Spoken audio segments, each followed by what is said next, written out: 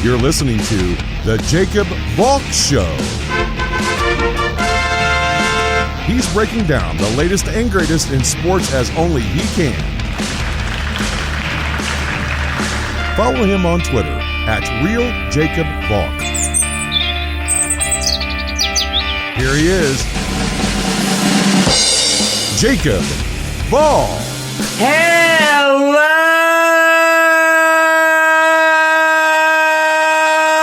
sports fans! Welcome to another edition of the Jacob Valk Show. I am Jacob Valk, and it's a little cloudy outside, seeing as though it's 4:20. No, those bloodshot eyes are not because of allergies. So I'm glad that in between your tokes, you're listening to me. Do people even say tokes anymore? I have no idea. Can I be honest with you? I have never touched any kind of drug. None. Do I drink alcohol? Socially, yes. But cigarettes, no. Marijuana, no. Anything harder, no. I'm a good all-American boy. My lungs are clean. In all seriousness, though, a lot of football to get to. One hockey story and one basketball story.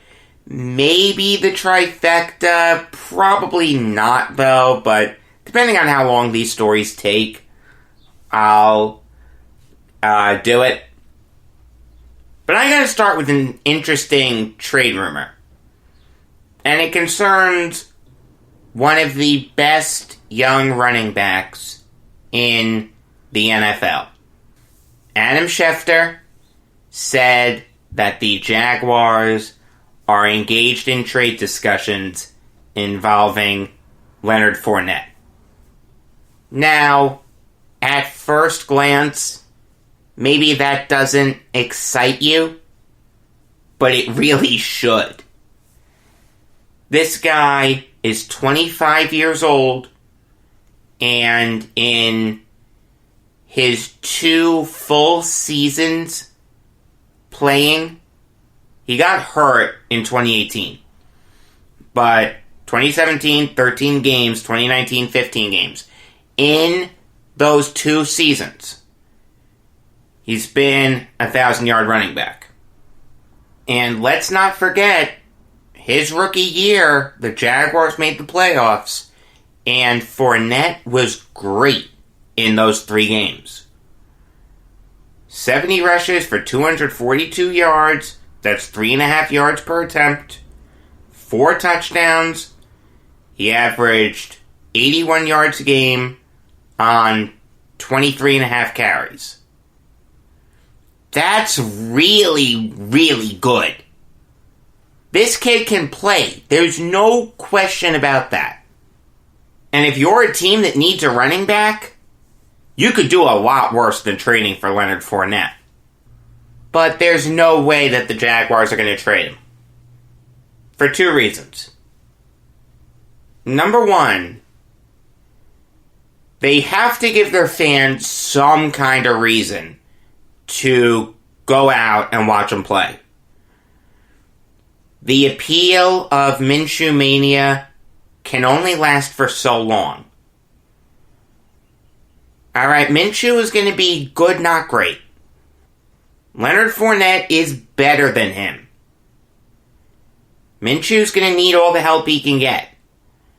And I gotta be honest with you, if I lived in Jacksonville and someone said to me, you want to go to the Jaguars game? I would say yes, I get to see Leonard Fournette. I wouldn't say I get to see Minshew. Minshew would be second. Fournette would be first. You want to tell me he's been a disappointment since entering the NFL? He was picked 4th overall, and the Jaguars haven't been good with him, except his rookie year. Alright, you can make that argument, but he's been 1,000-yard back his 2 full years in the league. Have the Jaguars been good with him on the roster? With the exception of his rookie year, no. But you can't put that all on him. Tom Coughlin did not do a good job with that team. Tom Coughlin set that team up for failure, and it's going to take them a long time to dig out of it. He tried to institute his old school football mentality. It doesn't work anymore. These players coming into the league need to be babied. You can't yell in their faces anymore. Now, I don't mind old school football minds. I like Adam Gase, and Gase doesn't take crap from anyone. But you see the arrows getting thrown at him. A lot of these players need to be patted on the back and told that they did a good job. It's like that scene in A League of Their Own when Bitty Schramm's character keeps missing the cutoff woman and Tom Hanks can't yell at her. He consoles her. You have to work on that next year. That's what these coaches have to do now.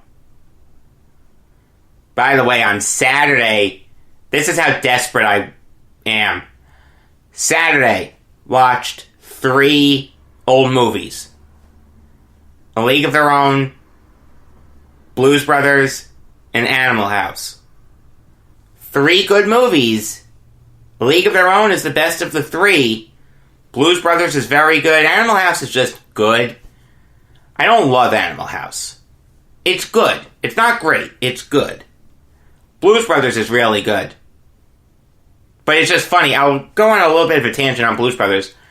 Watching it, I expected to see Soul Man. I mean, when you think of Blues Brothers, don't you think of Soul Man? Soul Man isn't in that movie. Weird. Very, very weird.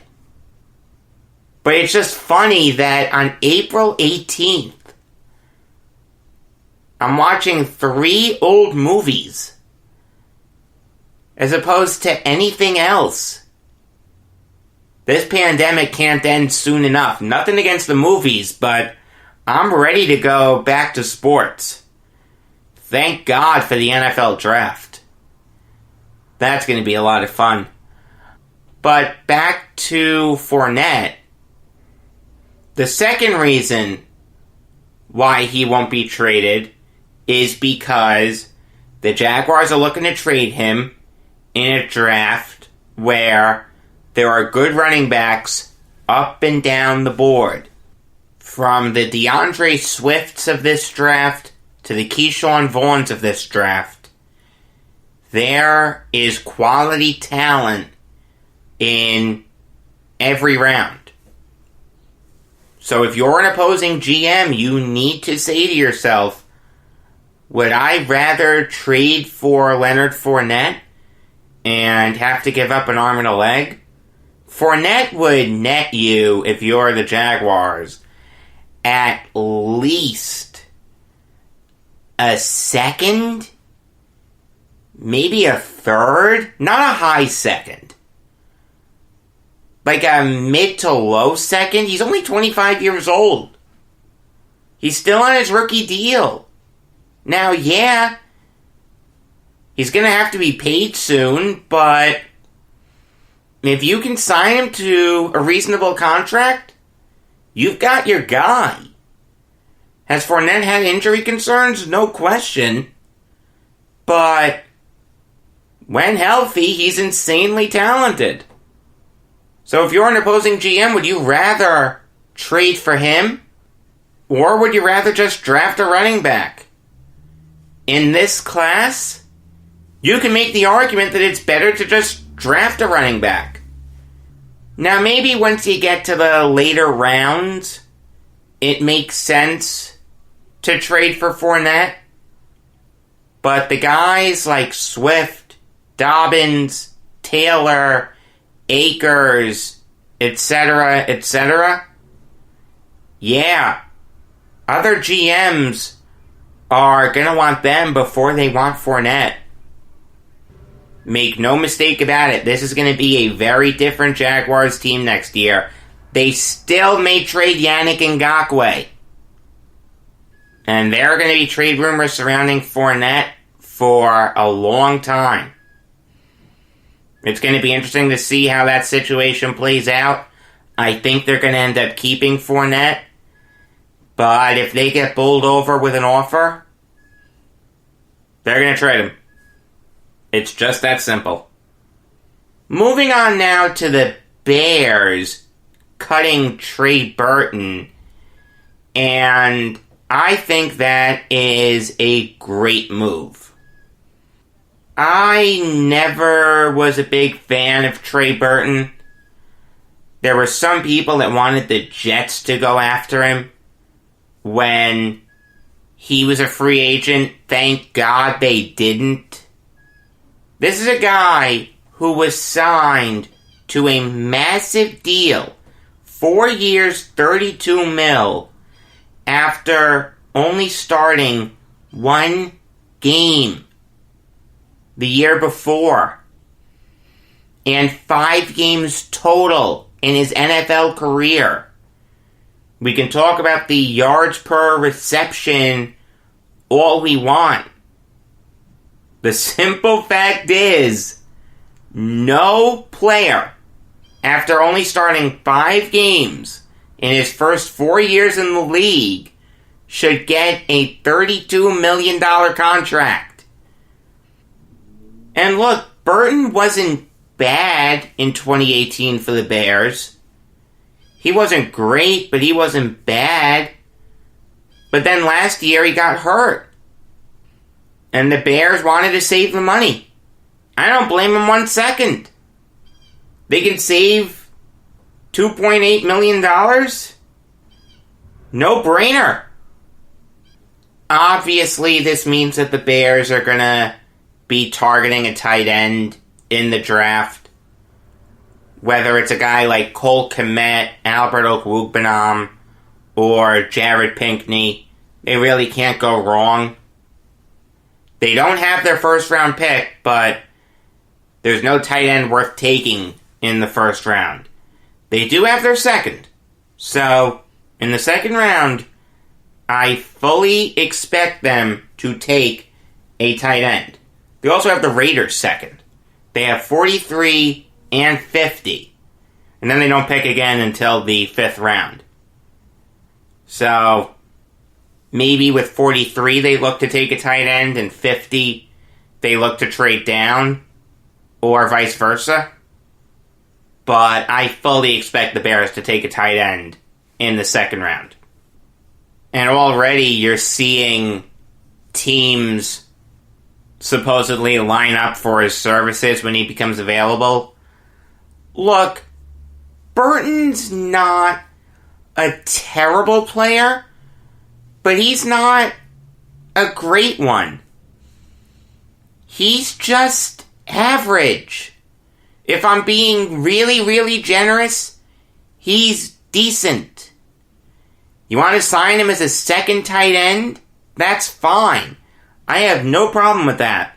But you've got to sign him to a 1-year deal for a very cheap contract. A team that may show interest in him is the San Francisco 49ers.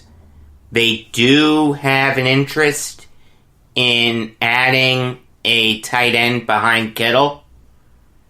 It makes sense. A lot of teams use multiple tight ends. And if, God forbid, something happens to Kittle, they can just plug whoever their backup tight end is, whether it's Trey Burton or whoever, if they're really going to make a sizable investment in one, into the Kittle role. And look, they'll obviously lose something, but they won't be totally lost. In fact, and this is a perfect segue, the Niners are shooting big for their backup tight end. Not just Trey Burton. Evan Engram. According to Vincent Frank of Forbes, the Niners have shown interest in an Evan Engram trade. I mean, that just makes no sense for both sides. None. Literally none. The Niners have no draft capital whatsoever. They have 13, 31, and then they don't pick again until the 5th round.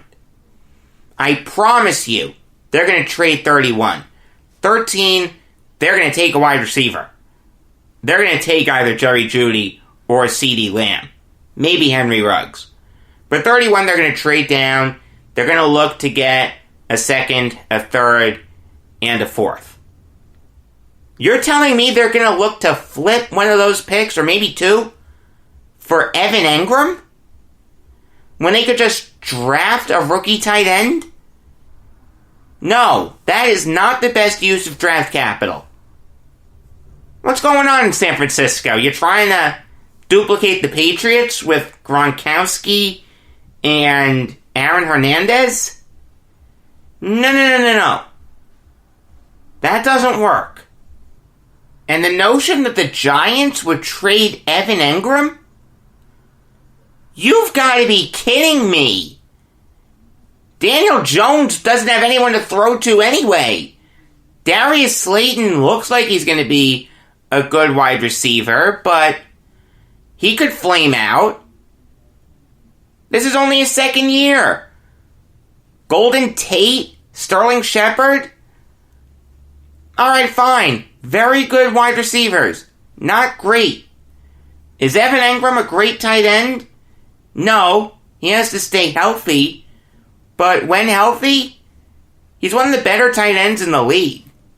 The Giants' offense of the future should be Daniel Jones, Saquon Barkley, Sterling Shepard, Darius Slayton, and Evan Engram. They shouldn't even consider trading him. Now, I understand that the report said that the Niners are interested in trading for him. It doesn't mean that they're actually in discussions with the Giants. That report was written from a Niners point of view, which means that if Engram becomes available, the Niners are interested in trading for him. But you know what? Join the club. There's no great tight end in this draft. So, if Engram really becomes available, and that's a big if, there are going to be a lot of tight end needy teams lining up for his services. So, maybe from that end, it makes sense. Look, you want to tell me that the injuries have soured Gettleman on Engram? You can. I mean, part of being great is staying healthy. I understand that. But I would not trade Engram. Jason Garrett likes to use tight ends. Just look at how he used Jason Witten. The Giants also brought in Freddie Kitchens as their tight ends coach. I don't like Freddie Kitchens as a head coach, but as a tight ends coach, he'll be fine. I'm actually kind of excited to see what he can do with Evan Engram. Kitchens was at his best when he was an offensive coordinator and a positional coach. So I have no complaints with him in that role at all. The Giants would be insane to trade Engram. Unless you get bowled over with like a first-round pick? No. Fortunately, I don't think that they're looking to trade Engram. I also don't think they're looking to do this. And shame on Ian Rappaport and Mike Garofalo for this. I like them both a lot. They're clearly very smart. They know the game inside and out. But this is why they will always be behind Adam Schefter. Rappaport tweeted, and I will quote him exactly here. "A draft tidbit to file away for Thursday. the Giants have spent a lot of time researching Oregon QB Justin Herbert, a process that's included FaceTime conversations with Coach Joe Judge, per me, and at Mike Garofalo. NYG has been exhaustive in its draft prep at number 4. Okay. There's a lot to unpack there. I'll start with the FaceTime conversations with Judge. The Giants are really limited, as is every team, with what they can do in terms of draft prep. So if Joe Judge is really talking to Justin Herbert, he should spend more time talking to guys like Isaiah Simmons, Tristan Wirfs, Jeff Okudah, guys who actually fill a need for the Giants. I mean, that is ridiculous. If that is true, if that is seriously what Joe Judge has been doing, that is not a good sign for Giants fans. The being exhaustive with their draft prep, that's fine. Do your homework.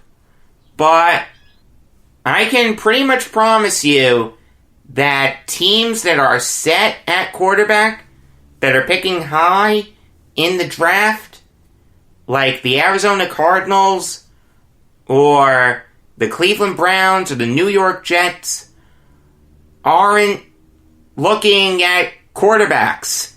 They're not having their head coaches talk to these guys on FaceTime.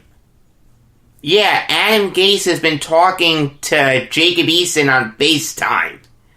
I mean, come on. You've got to be kidding me. If that's true, if Judge is doing this on his own volition, then Gettleman needs to put a stop to it immediately. And if this has been okayed by the Giants, they should be ashamed of themselves. This is nothing against Justin Herbert. I like Justin Herbert. Let's say a team trades up to 3 to take Tua. If another team trades up to 4 to take Justin Herbert, that's fine. I have no complaints with that. I think Justin Herbert is going to be a franchise quarterback. I really, really do. Some people are kind of low on him. They like Love over Herbert. Those people are crazy. I love Justin Herbert. No pun intended. So it's nothing against Herbert, but the Giants made probably the biggest investment that any team could make in a quarterback, with the exception of trading up for one. They reached massively for him. Daniel Jones was a guy who, and you don't need me to tell you this, but I mean, it works in the context of this story. Jones was a guy who everyone thought was going to be available later. In my 2019 mock draft, I had Jones not being picked in the first round. There were some people who had him going to the Patriots at 32. Some people had him going in the top 30, top 25. I even saw him going at 17 to the Giants in the pick that they got for Beckham. That would have been a reach, and I wouldn't have liked that pick, but it would have been better than 6. I mean, that was a fireable offense. Screwing over Eli Manning, lying to everyone about it, basically ensuring that the Giants wouldn't be competitive, and it's going to take them a while to become competitive again. Do you really think the Giants are making the playoffs next year? It's certainly possible that they can be a good team next year, but if I was a betting man, I wouldn't bet on it. I really, really wouldn't. But Jones is a guy who Dave Gettleman has staked his legacy on. Daniel Jones needs to succeed for Gettleman to be considered anything more than a terrible general manager. Alright, if Jones becomes a great quarterback in this league, Gettleman could always point to that and say, I took this guy when no one wanted me to, and I put the Giants in a fantastic position for the future. And he'd be right. His whole legacy rides on the right arm of Daniel Jones. That should terrify him. Daniel Jones is not a guarantee. Daniel Jones had a good rookie season. He didn't have a great one. He only won 3 games, and he was careless with the football. Now, I understand that there's only so much you can ask a rookie quarterback to do. And as Mike Francesa says, and it's true, the best thing that rookie quarterbacks do is become sophomore year quarterbacks. And look, some of them go into sophomore slumps. Baker Mayfield had a big sophomore slump. But others don't. Josh Allen did not have a sophomore slump. Patrick Mahomes did not have a sophomore slump. Lamar Jackson did not have a sophomore slump. Jones needs to succeed for Dave Gettleman to stay as Giants general manager. If Jones does badly, the Giants are going to have a bad record, and Gettleman's going to be gone. In fact, when the Browns fired John Dorsey, this would have been a very un-Giants-like thing to do, but I'd have fired Gettleman and replaced him with Dorsey. Like that. Wouldn't have waited a minute. Interview whoever you need to satisfy the Rooney Rule, and then hire John Dorsey. You can't tell me that he's not better than Gettleman. Fine, he made a mistake with Freddie Kitchens. We're all human. The best GMs have made mistakes with coaches. George Young hired Ray Handley. For Gettleman to take Herbert at 4, or even to trade down and take Herbert, would be nothing short of criminal. The second after he made that pick, John Mara should call a press conference and fire him. In fact, he should go as far as to say that Gettleman wasn't general manager when he made that pick. That pick should be null and void. This is who we really wanted.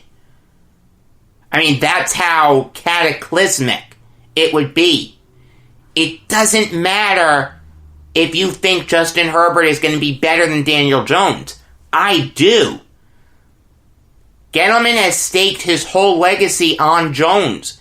He has to ride or die with him. I understand that we live in a world where quarterbacks get no time to develop. The Cardinals traded up for Josh Rosen, and then 12 months later he was gone.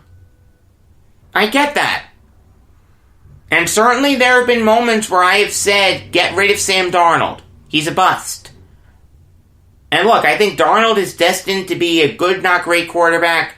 He will never be worth what Mike McCagnon traded to get him. And he'll never be worth his draft spot. But you have to double down on him. The Jets have doubled down on Sam Darnold by giving him a good offensive mind in Gase, rebuilding the offensive line around him, signing a premier talent in Le'Veon Bell. Granted, that didn't go the way that anyone thought it would, or hoped it would, rather. I actually did think it could implode. I still have some faith that it can be restored, but I'm like 50-50 on it. I was never crazy about bringing Bell in. I thought him and Gase would kill each other. I was right about that. Gase has lost that war. Bell has certainly been a disappointment, but look, the point is that Le'Veon Bell was probably the best offensive free agent in the 2019 offseason. And the Jets got him. They doubled down on their franchise quarterback. That was the right thing to do. The Chiefs doubled down on their franchise quarterback by trading Alex Smith. The Ravens doubled down on their franchise quarterback by trading Joe Flacco. I understand that this is lying season. And look, maybe someone owed Rappaport a steak dinner. And Mike Garofalo too, because his name was on this as well. And that person said to him, instead of me taking you out for a steak dinner, can you just tweet this? It'll help my team out. Maybe that's what happened. But there is literally no good reason for the Giants to take a quarterback. None. Not even as a long-term backup. Just signed someone in undrafted free agency.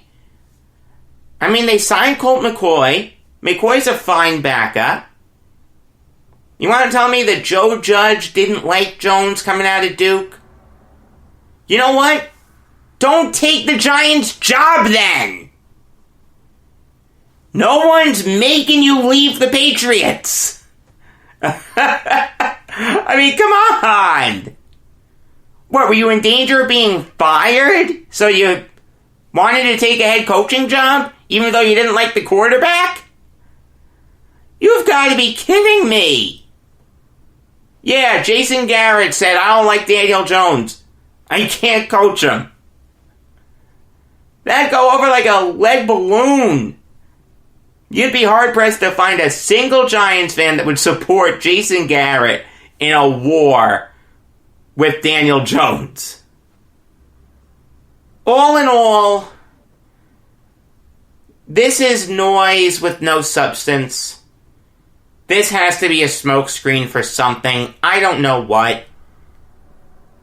I would say for a team to not have to trade up to get Herbert, or maybe you're trying to drive the market up, or whatever. I can't wrap my head around this stupidity. I mean, if you're going to try to plant a story, make it believable. This is so unbelievable that it defies logic.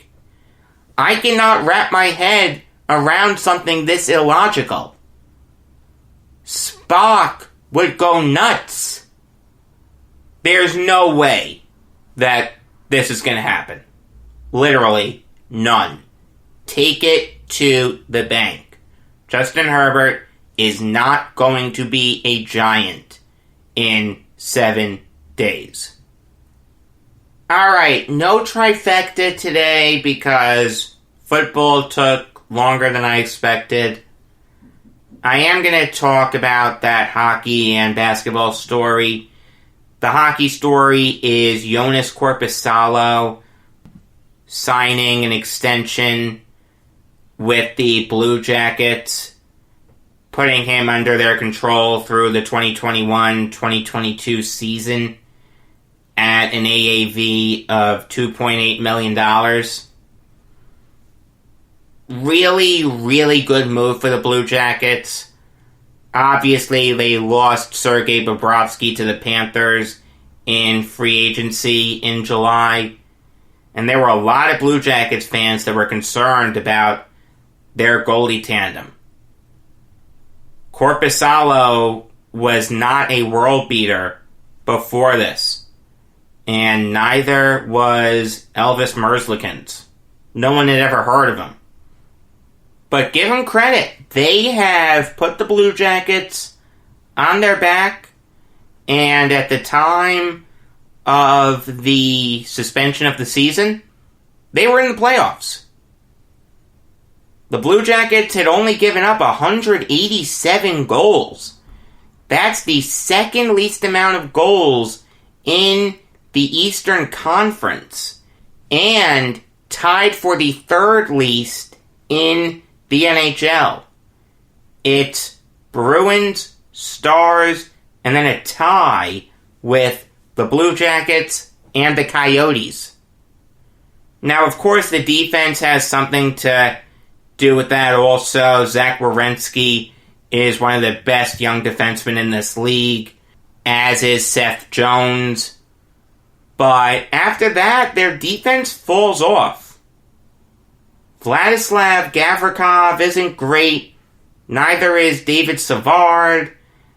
Ryan Murray has never lived up to his draft status. Thank God that the Blue Jackets didn't do that trade with the Islanders where Garth Snow was willing to pull a Mike Ditka and trade his whole draft to move up for him. Unreal. And then 2 picks later, Snow takes Griffin Reinhart. 1 pick after Reinhart, the Maple Leafs take Morgan Riley. I'm still not over the 2012 draft, just in case you haven't figured it out. All in all, great move by the Blue Jackets. They didn't overpay for Korpisalo. He cannot be a full-time starter in this league, but if you pair him with a 1B goalie, whether it's Elvis Merzlikins or anyone else, he'll be fine. Great move for the Blue Jackets. The basketball story concerns Calvin Booth becoming the new general manager of the Denver Nuggets. So Arturas Karnisovas, the new president of basketball operations for the Bulls, will not be able to bring him to Chicago with him. Booth is staying in Denver, actually taking over Karnisovas' old role. Obviously, he's not going to have the final say on basketball decisions in Denver. That's Tim Connolly, and Connolly has done a very, very good job as their GM. Yeah, it took him a while to really get going, but he's put together a really good young core with Nikola Jokic, Gary Harris, Will Barton, Jamal Murray, etc., etc. The Nuggets are a really fun team to watch, and they are set up really well for the future. I don't mind Booth being promoted at all. It's clear that people around the league have a high opinion of him, as they should. I like the fact that he was a former player. Not a particularly good one, but still he brings that aspect of the game into the front office. That's absolutely invaluable to have. It's going to be kind of interesting to see who Karnisovas brings in as his GM. There have been a bunch of names thrown out there. I've heard Chad Buchanan, Michael Finley, a bunch of names. But he needs to be given the freedom to hire his own guy. The Bulls cannot saddle him with an internal option. If Karnisovas genuinely likes an internal option that the Bulls already had, that's fine. I don't mind that. But don't mandate that he hires that internal option as GM. Let him make that decision himself. But I do think that Karnisovas is going to go outside the organization to hire his GM. Big stuff coming up on the Jacob Valk Show tomorrow. You're going to get an exclusive interview that I did with Greg Enright. He wrote a book about the first 25 years of the Pittsburgh Penguins. Very, very good book. I did read a little bit of it. I haven't read the whole book yet, but I'm looking forward to reading it. On Wednesday, you're going to get an interview that I'm going to do with a friend of mine, actually, Tom Van Riper, who wrote a book about Mets and Yankees that should be in the Hall of Fame, in his opinion. I disagree with some of his guys, but whatever. I'm willing to hear him out. I'm pretty sure it's going to get feisty. Should be fun. On Thursday morning at 6 a.m., you're going to get my New York Jets draft preview. What I want the Jets to do with their 8 picks. A week from today, you're going to get a New York Jets draft recap. That's going to be at 6 a.m. also. And May 1st, you're going to get a special on how I think the new NFL rookies are going to do from a fantasy football perspective. There are some players that are going to be drafted into systems where they will be used a lot, and others where they won't be used a lot. And I will guide you through that. Until tomorrow, I am Jacob Valk saying that catching the ball is a pleasure. Knowing what to do with it is a business.